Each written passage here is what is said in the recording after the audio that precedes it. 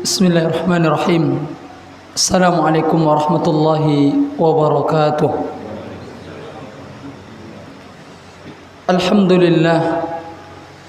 Alhamdulillahi rabbil alamin. Hamdan katsiran tayyiban mubarakan fih. Kama yuhibbu rabbuna wa yardah. Wa ashhadu an la ilaha illallah wahdahu la syarika lah. Wa ashhadu anna Muhammadan abduhu wa rasuluh. Allahumma salli ala Muhammad wa ala alihi wa ashabihi wa man tabi'ahum bi ihsanin ila yaumiddin, amma ba'd. Para hadirin wal hadirat rahimakumullah. Alhamdulillah, mari kita senantiasa bersyukur kepada Allah Subhanahu wa taala atas karunia dan nikmat yang masih Allah berikan kepada kita, sehingga pada kesempatan kali ini kembali Allah Subhanahu wa taala kumpulkan kita di dalam majelis ilmu, yang tentunya kita berharap kepada Allah, mudah-mudahan perkumpulan kita ini, mudah-mudahan majelis kita ini adalah majelis yang diridhai dan diberkahi oleh Allah Subhanahu wa taala. Kemudian salawat dan salam mudah-mudahan senantiasa tercurahkan kepada Rasulullah sallallahu alaihi wasallam, kepada keluarga beliau, sahabat-sahabat beliau tanpa terkecuali. Ma'asyiral muslimin wal muslimat rahimakumullah. Kita lanjutkan kembali kajian kita dari kitab Riyadhus Shalihin. Dan malam ini insyaallah kita akan masuk pada bab yang ketiga dari kitab ini, yaitu tentang bab as-sabar. Tentang bab yang menjelaskan kepada kita tentang wajibnya kita untuk sabar.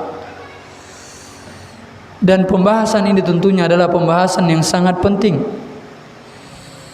yang harus dipahami oleh setiap orang. Kenapa tidak? Karena tidak ada di antara manusia yang dia hidup di dunia ini kecuali dia mempunyai ujian. Tidak ada satupun di antara kita yang dia merasakan hidup kecuali dia akan diuji. Dan masing-masing kita berbeda-beda ujiannya. Sebagian kita mungkin dia diuji dengan harta, sebagian yang lain dia diuji dengan pasangannya, diuji dengan anak-anaknya, diuji dengan pekerjaannya, diuji dengan tetangga dan lain-lain sebagainya. Maka seorang muslim harus memahami dan meyakini ini, bahwasanya namanya kita hidup di dunia pasti diuji. Karena Allah Subhanahu wa taala sendiri telah menjadikan dunia ini tempat agar Allah Subhanahu wa taala menguji kita. Jadi hakikatnya kehidupan dunia ini adalah kehidupan yang penuh dengan ujian. Allah Subhanahu wa taala katakan, "Alladzi khalaqal mauta wal hayata liyabluwakum ayyukum ahsanu amala." Ini sering kita baca. Bahkan imam-imam di masjid-masjid sering membaca surah Al-Mulk ayat 2 ini. Allah katakan, dialah Allah yang menciptakan kematian. Maknanya semua manusia akan mati. Kemudian setelah itu Allah ciptakan kehidupan. Setelah mati kita dibangkitkan lagi.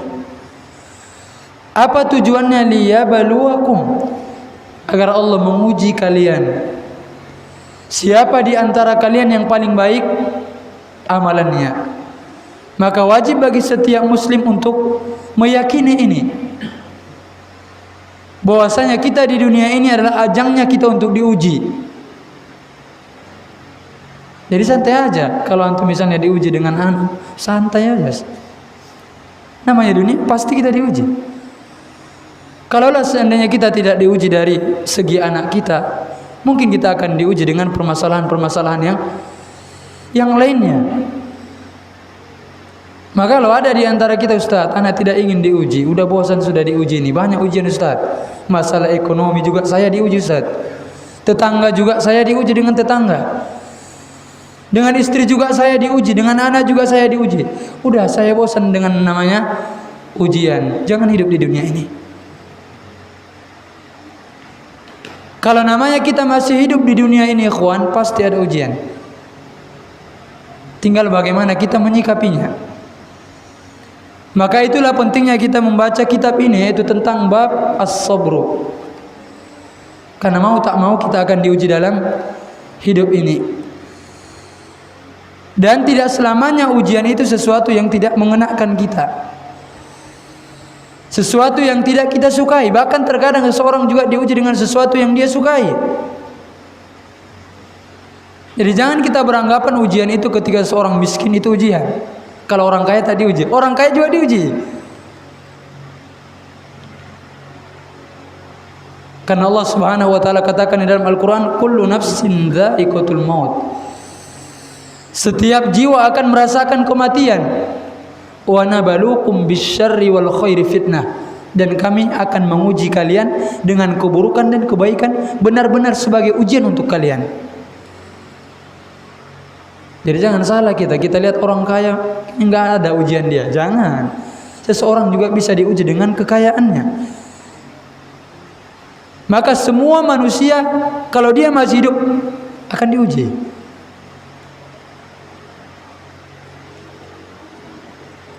Bahkan di antara tanda Allah Subhanahu wa taala sayang kepada seseorang, Allah uji dia. Meskipun kadang-kadang memang musibah atau ujian itu harus diperinci juga kan. Kalau musibah atau ujian itu ditimpakan kepada orang yang soleh, orang yang taat, itu tujuannya untuk mengangkat derajatnya. Kita lihat misalnya orang itu Masya Allah sholat 5 waktu jalan terus, yang wajib dikerjakan, yang sunnah dikerjakan, akhlaknya baik. Tapi kita lihat dia diuji dengan kemiskinan.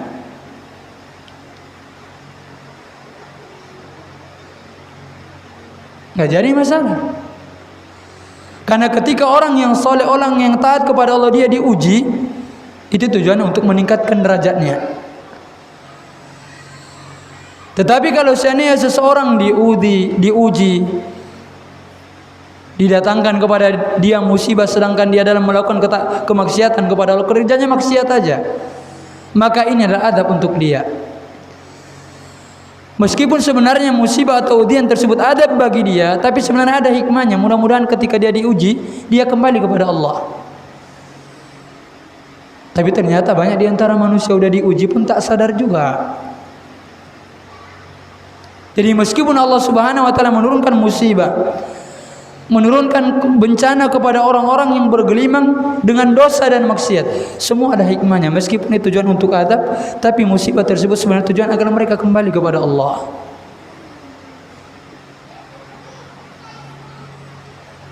Maka seharusnya kita bertanya pada diri kita, tak pernah ada ujian. Ini yang menjadi pertanyaan bagi kita. Hidup tapi tak pernah ada musibah, tak pernah ada ujian. Seharusnya kita bertanya, apa yang salah? Kenapa tak pernah diuji? Karena Rasulullah katakan, man yuridillahu bi khairan yusib minhu. Di antara tanda Allah menginginkan kebaikan terhadap seseorang, Allah uji dia. Imma dia diuji dengan dirinya sendiri, diuji dalam hartanya, diuji dalam keluarganya, diuji dari hal-hal yang lainnya. Itu di antara tanda Allah Subhanahu wa taala menginginkan kebaikan kepada kita, mencintai kita. Dan memang ada 4 sikap manusia ketika dia diuji. Jadi kita ini ketika ditimpa musibah, manusia ketika dia ditimpa ujian, ada 4 keadaan manusia dalam menyikapi musibah dan ujian tersebut. Kita lihat kita termasuk dalam golongan yang mana. Yang pertama, dia murka. Dia enggak terima ujian tersebut. Allah uji dia dengan kemiskinan. Ya Allah, kenapa Allah takdirkan saya menjadi orang miskin? Parah betul Allah nih. Disulitkannya rezekiku. Misalnya seperti ini. Allah Subhanahu wa taala timpa dia sakit, dia katakan dia murka. Allah ini memang dasarlah. Dia murka dengan ujian yang Allah timpakan kepadanya. Ini yang pertama. Kemudian yang kedua, dia sabar. Maknanya dia sabar, sebenarnya dia tidak suka dengan ujian tersebut, tapi dia tidak mengeluh dengan lisannya, tidak mengeluh dengan hatinya. Demikian juga dia tidak mengeluh dengan perbuatannya. Bisa dipahami ya? Hanya sabar aja. Tapi dalam hati dia tidak suka dengan musibah itu. Tapi dia tidak mengeluh dengan lisannya, dengan misalnya waduh, dia ucapkan perkataan-perkataan yang tidak sepantasnya. Intinya dia mengeluh. Atau dia mengeluh dalam hatinya, waduh, Allah ini gimana ya? Atau dia tampakkan dengan perbuatannya, misalnya ada yang meninggal, dia sobek kantongnya, dia tampar pipinya dan lain-lain sebagainya. Ini yang kedua, sabar. Masih ada tingkatan yang lebih tinggi. Yang kedua, ridho. Ketika dia ditimpa musibah, dia ridho, lapang dadanya. Dapat musibah, lapang dadanya. Ini lebih tinggi lagi nih tingkatannya. Dapat musibah tapi hatinya lapang, seolah-olah tak ada musibah. Kemudian yang keempat, ini yang paling tinggi ikhwan. Ketika dia diuji, dia bersyukur kepada Allah. Inilah kedudukan yang paling tinggi. Dapat ujian, dapat musibah, malah dia bersyukur kepada Allah. Kita sampai nggak kepada tingkatan yang keempat nih? Dapat musibah, bersyukur kepada Allah. Dan inilah yang dicontohkan oleh Rasulullah. Di dalam sebuah hadis, Aisyah radhiyallahu anha katakan, kana Nabi sallallahu alaihi wasallam idza ra'a ma yakrahu faqala alhamdulillah ala kulli hal. Rasulullah itu kebiasaannya kalau dia melihat sesuatu yang tidak dia inginkan, dia mendapatkan sesuatu yang tidak beliau inginkan, beliau katakan alhamdulillah ala kulli hal. Maka inilah keadaan manusia ketika dia diuji oleh Allah. Yang pertama tadi apa ikhwan? Dia murka, tak terima. Yang kedua, dia sabar. Yang ketiga, dia ridha. Yang keempat, ini yang paling tinggi, dia bersyukur kepada Allah dengan ujian tersebut. Kenapa? Karena ketika seseorang semakin banyak ujiannya, semakin banyak dosa yang Allah gugurkan darinya. Tapi kadang-kadang kita nggak sanggup. Baru kadang-kadang sakit 1 minggu, nggak tahan kita, nggak kuat.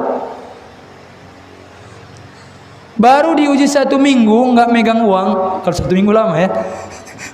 1 hari nggak megang uang, udahlah, nggak sabar.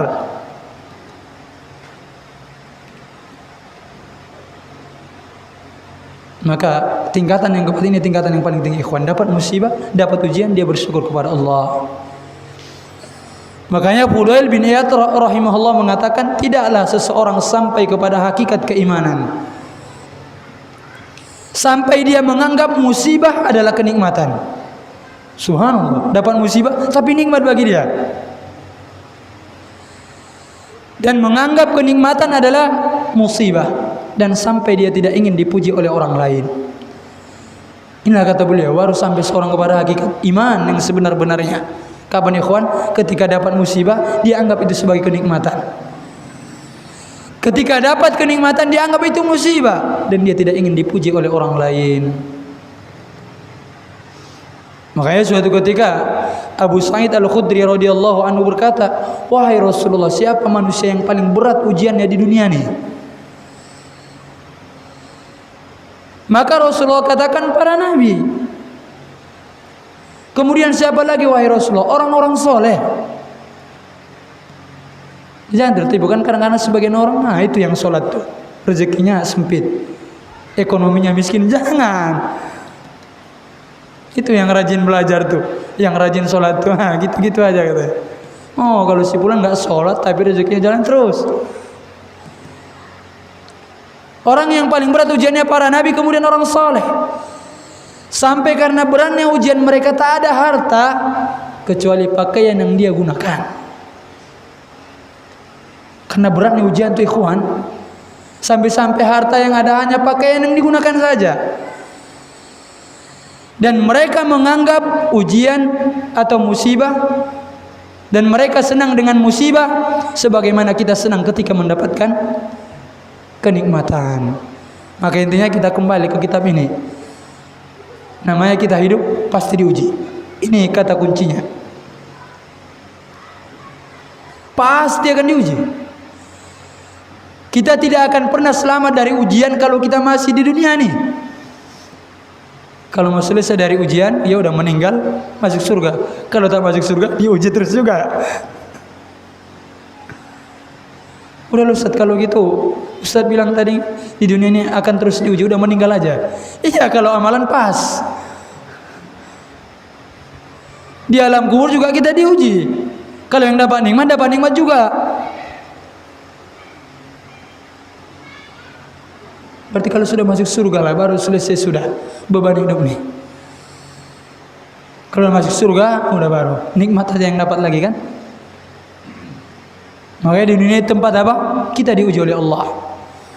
Makanya kan Anda sering sampaikan kepada kita semua, kaum muslimin wal muslimat rahimakumullah, ketika Imam Ahmad bin Hanbal ditanya, "Wahai Imam, kapan kita istirahat di dunia ini?" Imam Ahmad adalah muridnya Imam Asy-Syafi'i.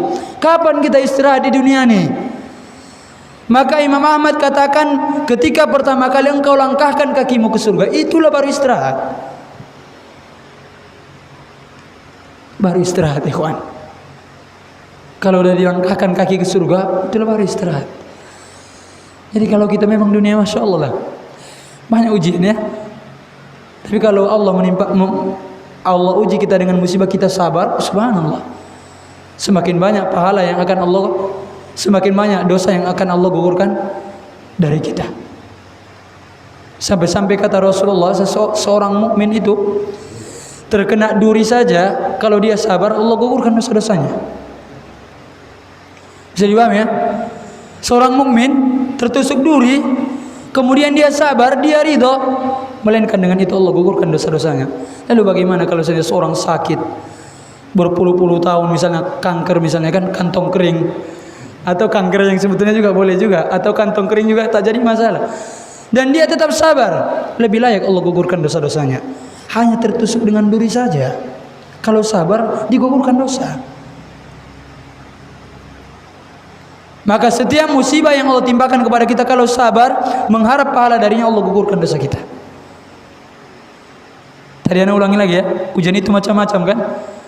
Sebagian diuji dengan istrinya, diuji dengan anaknya, diuji dengan tetangganya, apalagi diuji dengan kawannya, diuji dengan kemiskinan dan lain sebagainya. Ketika seorang sabar, maka Allah akan gugurkan dosa-dosanya dengan kesabarannya. Tayyib. Kemudian apa yang dimaksud dengan sabar?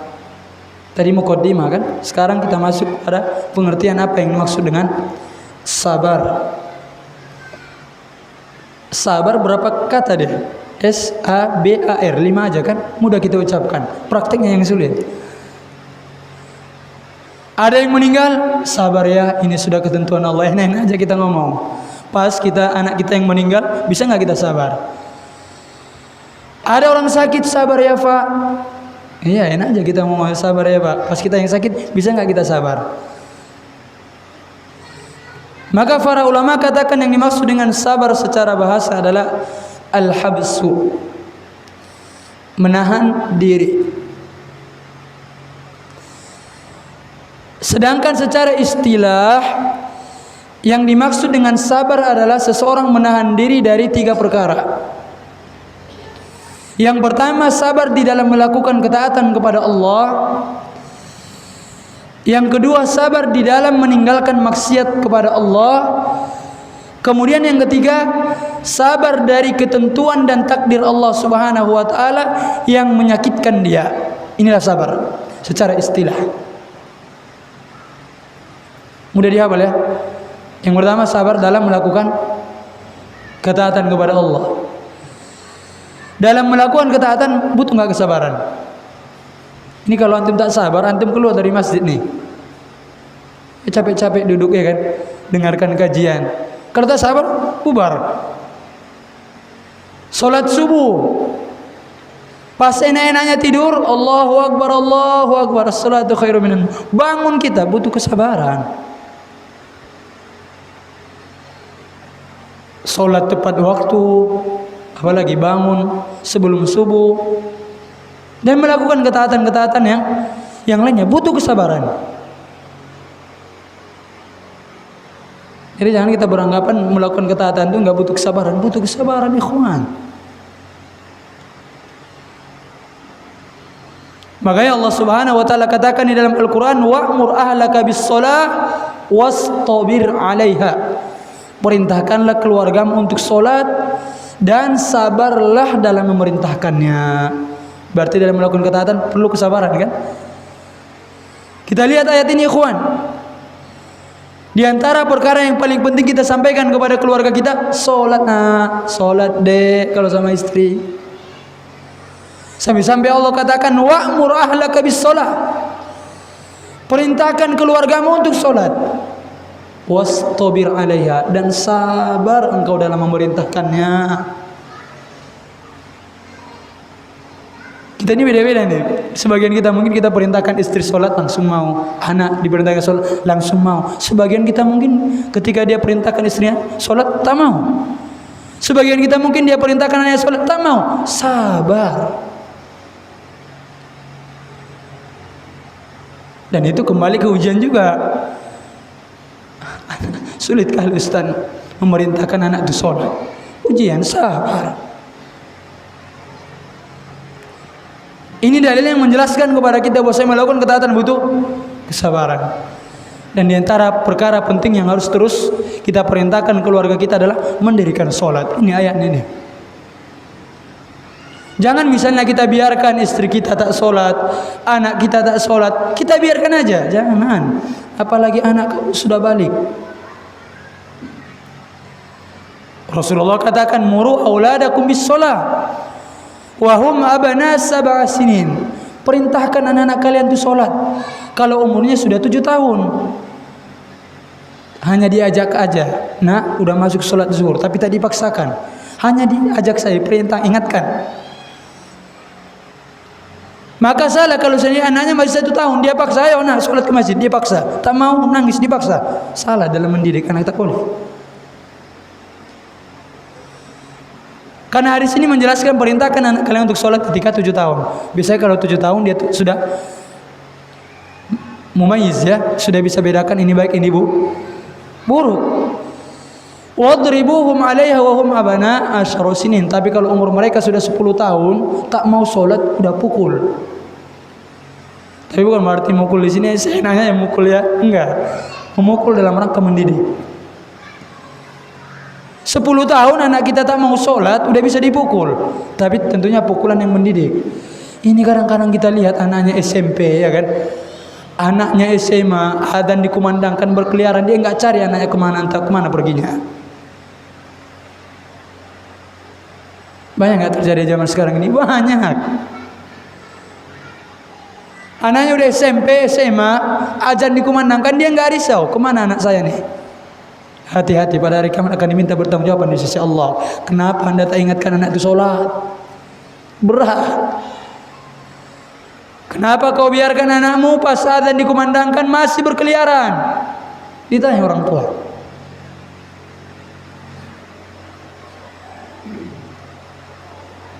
Ini terus diingatkan istri kita, anak-anak kita untuk mengerjakan sholat. Intinya faedah yang bisa kita petik dari ayat ini, di antara dalil yang menjelaskan kepada kita bahwa sabar butuh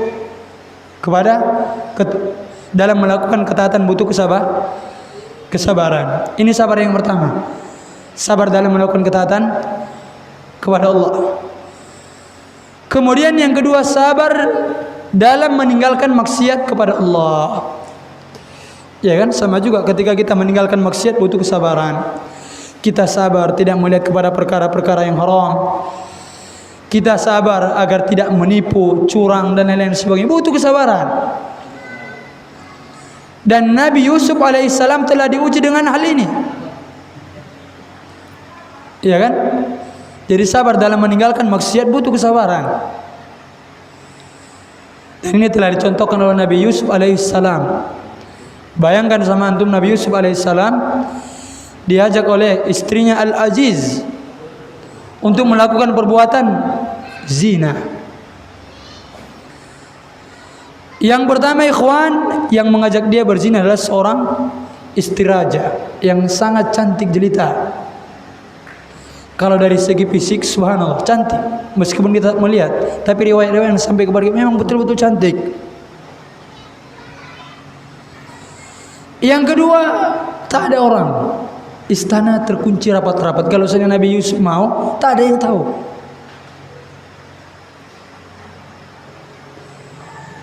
Kemudian yang ketiga, Nabi Yusuf pada waktu itu pada usia yang belia. Biasanya muda terjatuh ke dalam perbuatan zina. Tetapi Nabi Yusuf alaihissalam menolak itu semua, ikhwan. Kita gimana kalau sendiri kita diuji dengan ujian yang diujikan kepada Nabi Yusuf alaihissalam? Lewat nggak kita? Lolos nggak kita kira-kira? Kita diajak melakukan perbuatan zina dengan wanita yang kaya, cantik.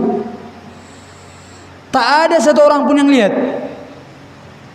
Yang ketiga, kita masih muda. Tapi Nabi Yusuf alaihissalam dia sabar untuk tidak melakukan kemaksiatan kepada Allah Subhanahu wa ta'ala. Makanya wajar memang diantara orang-orang yang mendapatkan naungan Allah pada hari kiamat, diantaranya adalah wa rajulun da'atsu imra'atun dzatu mansibin wa jamalin faqala inni akhafullah. Jadi pada hari kiamat itu ada orang-orang yang akan mendapatkan naungan arsy-Nya Allah. Tak kena panas dia. Di antaranya ada seorang laki-laki yang dia diajak untuk melakukan perbuatan zina dengan seorang wanita yang cantik yang mempunyai kedudukan. Dia katakan, saya takut kepada Allah.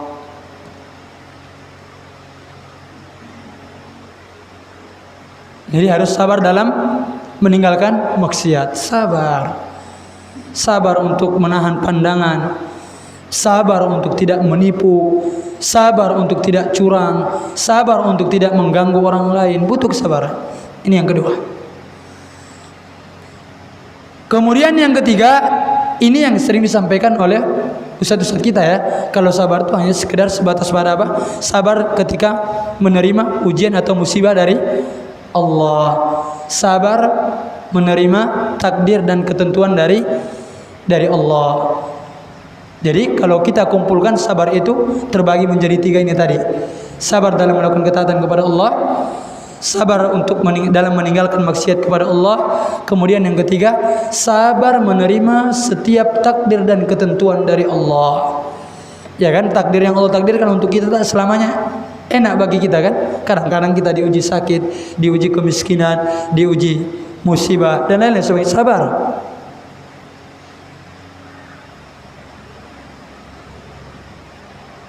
Ini yang ketiga. Jadi secara sederhana ini yang dimaksud dengan sabar. Mudah dipahami ya. Tapi mengamalkannya sulit. Kalau sabar yang ketiga tadi itu cakupannya tentunya luas. Setiap seorang diuji dia sabar, itu masuk ke dalam bentuk sabar yang ketiga. Sabar terhadap ketentuan-ketentuan dari Allah Subhanahu wa ta'ala. Maka bagaimana caranya agar setiap musibah yang Allah timpakan kepada kita mendapatkan pahala darinya? Yang pertama, ikhwan, antum yakin itu semua datang dari Allah. Antum yakini itu atas kehendak Allah. Kemudian yang kedua, antum ridho dengannya. Kemudian yang ketiga, antum ucapkan kalimat istirja, inna lillahi wa inna ilaihi rajiun. Tapi kan kalau orang di zaman sekarang nih ucapan inna lillahi wa inna ilaihi rajiun, kalau ada orang yang meninggal, ini yang keliru. Ucapan inna lillahi wa inna ilaihi rajiun bukannya sekedar kalau ada yang meninggal.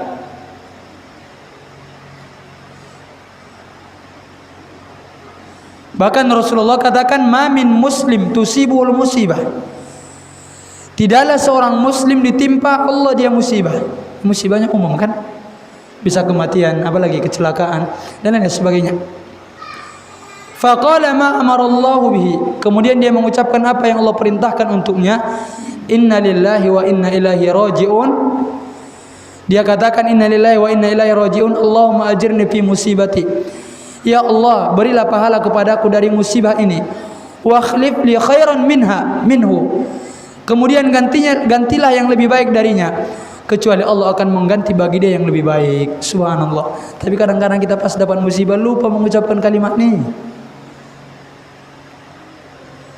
lupa mengucapkan doa nih. Padahal kata Rasulullah, kalau dia ditimpa musibah dia katakan innalillahi wa inna ilaihi rajiun. Allahumma ajirni fi musibati wa akhlif li khairan minha. Dihafal doanya nih. Melainkan kata Rasulullah, Allah akan gantikan yang lebih baik darinya.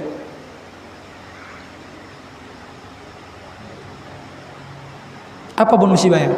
Kalau saya Allah takdirkan kita kehilangan sepeda motor, ucapkanlah dengan hati yang tulus, innalillahi wa inna ilaihi rajiun. Allahumma ajirni fi musibati wa akhlif li khairan minha. Allah akan gantikan yang lebih baik. Meskipun tentunya tidak selamanya motor diganti dengan motor yang lebih baik, enggak selamanya kayak gitu ya. Tapi yakinilah Allah pasti mengganti yang lebih baik. Makanya anak lupa salah seorang istri dari Rasulullah sallallahu alaihi wasallam. Anak lupa.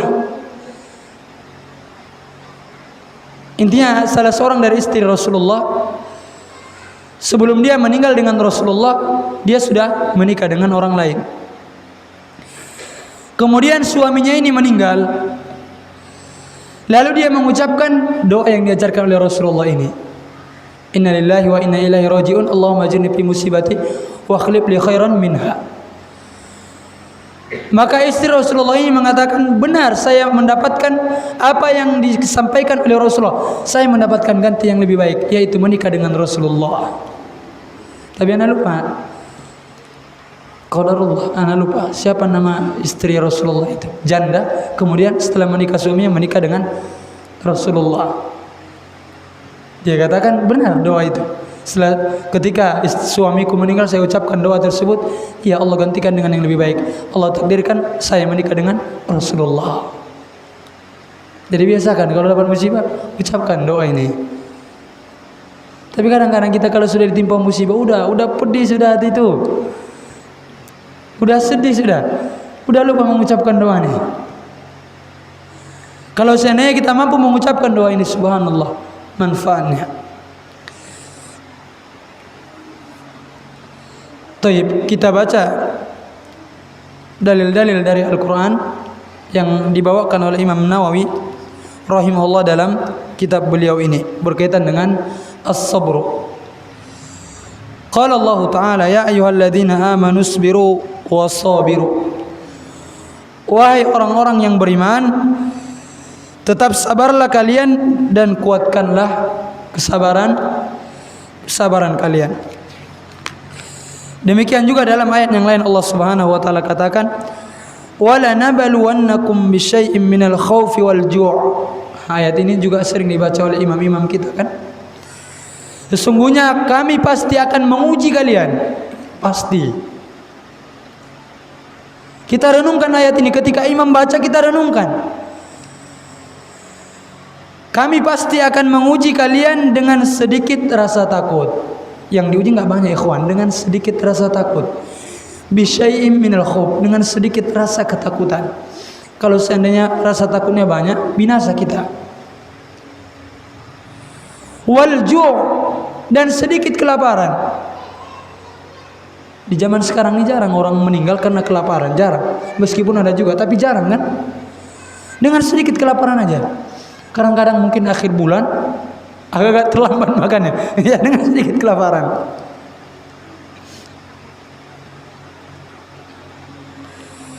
Wa naqsim minal amwal, dan kekurangan harta. Wal anfus, dan kekurangan jiwa. Maknanya kekurangan jiwa di sini adalah entah salah satu dari kerabat kita meninggal, itu yang dimaksud dengan kekurangan jiwa. Misalnya anak kita meninggal, orang tua kita meninggal, istri kita meninggal, dan kerabat-kerabat yang lainnya meninggal. Wassamarat, dan kekurangan buah-buahan.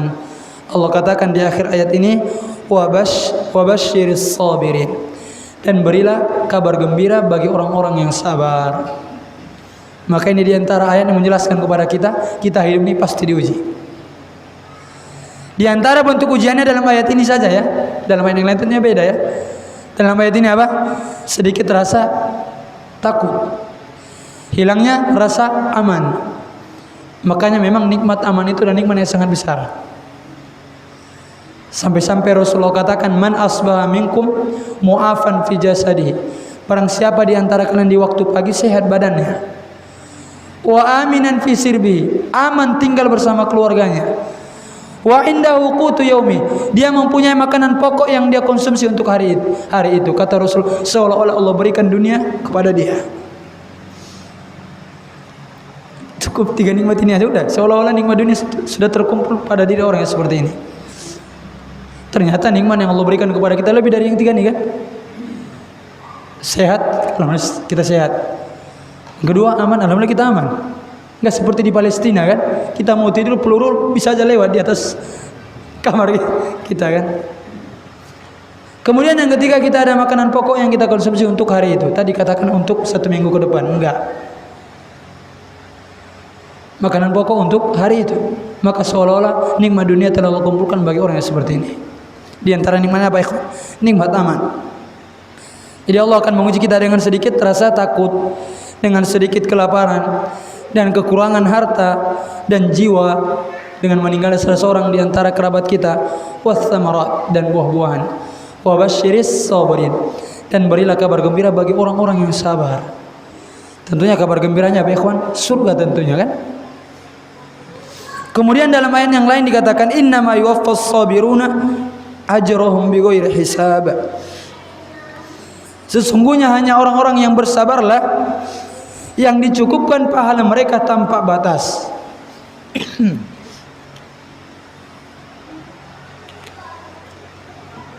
Jadi orang yang sabar tuh pahalanya tanpa batas.